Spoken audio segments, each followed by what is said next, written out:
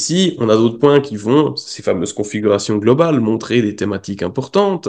On a le maître d'ascendant Chiron qui est dans le secteur de la maison 8, les transformations dans le signe du bélier. Donc il y a quelque chose qui se transforme au niveau de cette santé, qui se met dans un état un peu différent. On a évidemment Saturne, là, dans la sixième maison, qui indique un coup d'arrêt au niveau des questions du quotidien. On a quand même des configurations assez dures autour d'un Saturne qui est assez dissonant, en dissonance de Mercure, en dissonance ici de la Lune noire, Lilith. On a des configurations qui tendent vraiment à montrer quelque chose de pas forcément évident dans ce sens-là. On a Soleil-Mars, qui peut indiquer parfois une énergie un peu blessante en face d'Uranus, qui représente cette année la maison 6, encore une fois, question de santé. Donc, il y a pas mal de points qui vont dans ce sens-là. Mais déjà, de prime abord, en regardant l'ascendant, on se dit, bon, attention, il y a certains points reliés à la santé qui peuvent être importants. Et donc, au début de l'année, il y a eu, pour le prince Charles, quelques difficultés de santé, hein, avec une opération de la prostate, donc une admission à l'hôpital pour une opération à ce niveau-là, puis ensuite un cancer qui ne serait donc pas relié à cet organe-là, mais qui était développé et pour lequel il y a des traitements qui ont été engagés. Donc on a ce lien à la santé qu'on voit immédiatement ici avec l'ascendant. Le milieu du ciel, qui est un objectif dans l'année, montre quelque chose d'autre. On peut aller chercher vers ce milieu du ciel que l'on trouve là, en Gémeaux. Donc c'est les valeurs Gémeaux qui vont être mises en avant, l'idée de la communication, du rapport à tout ce qui est finalement organisation des choses, hein. Mercure le représente, il est dans le signe du Sagittaire. Il y a la Lune, il y a beaucoup de choses à communiquer, peut-être beaucoup de voyages prévus de façon à mettre les choses en ordre. Donc ça peut donner déjà une idée de ce qui peut être en mesure d'atteindre cette année.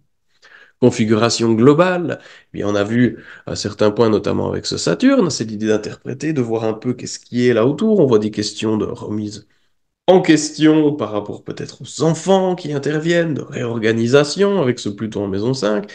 On voit aussi que les planètes sont passablement éparpillées autour du thème, mais qu'il y a quand même quatre astres ici dans la troisième maison, donc ça va mettre l'accent sur ces questions maison 3, etc., etc. Donc ça permet déjà de faire une idée globale. Et ensuite, eh bien, on entre dans l'analyse des différentes périodes, comme on va le voir tout à l'heure. Mais déjà de base, et vous pouvez faire finalement reprendre vos révolutions solaires passées, et vous allez voir que parfois simplement la position de l'ascendant est déjà très révélatrice de certains événements forts, des moments clés de certaines des années. Donc c'est vraiment la première chose à faire, à observer, à garder en tête finalement quand vous développez et interprétez les différentes périodes. Allons voir un peu plus en détail ce que ces points symbolisent. Dans cette marche à suivre, donc, comme évoqué, on commence par l'ascendant et par le milieu du ciel annuel. L'ascendant, c'est le secteur dans lequel vous pouvez au mieux explorer et exploiter votre libre arbitre. Ça veut dire que c'est finalement l'énergie qu'il faudra utiliser consciemment cette année. C'est votre approche en fait. Ça ne veut pas dire que c'est celle que vous allez exploiter en tant que telle, mais si vous décidez d'agir en accord avec ces valeurs-là, vous allez être en phase avec cette année.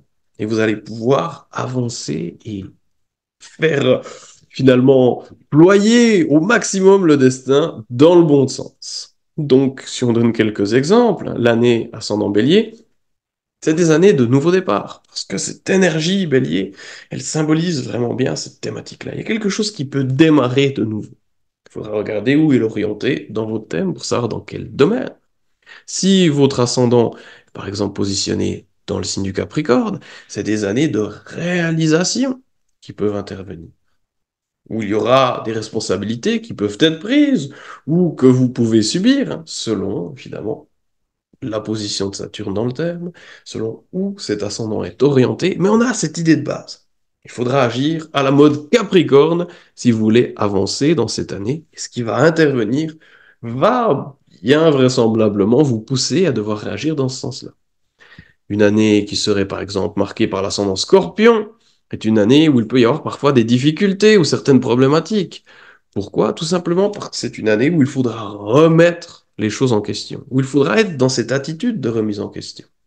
Et donc, il n'y a qu'un pas à dire que si on doit passer par une remise en question, c'est qu'il y a des choses qui nous y poussent, bien entendu. L'année ascendant vierge peut être une année importante au niveau de la santé, soit qu'il intervient quelque chose, ça peut être pour vous, ça peut être dans votre famille, ça peut être lié à un intérêt pour la santé, ça peut être des évolutions dans votre corps biologique sans que ça soit forcément pathologique, hein. Ça peut être des grands changements biologiques qui interviennent dans la vie, etc. Ça, un des différents pans de l'expression de cette énergie vierge.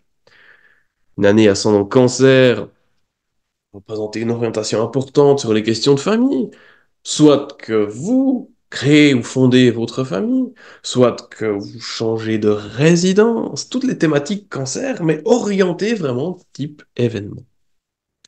Les années ascendant Gémeaux peuvent être des années de découverte, des années où on vit une certaine dualité, vous avez plusieurs choses que vous suivez, en même temps et qu'il faudra pouvoir, avec lesquels il faudra pouvoir jongler, par exemple. Une année ascendant Balance peut être une année de contrat important, une année où les relations vont être significatives et vous faire avancer.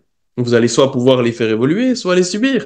C'est vraiment toujours ces configurations globales ensuite qui indiqueront comment cette thématique-là va être déclinée. Donc c'est vraiment extrêmement important d'observer cet ascendant en tout premier lieu. Ensuite, le milieu du ciel, que vous pouvez finalement voir comme le projet de l'année de révolution solaire. Où se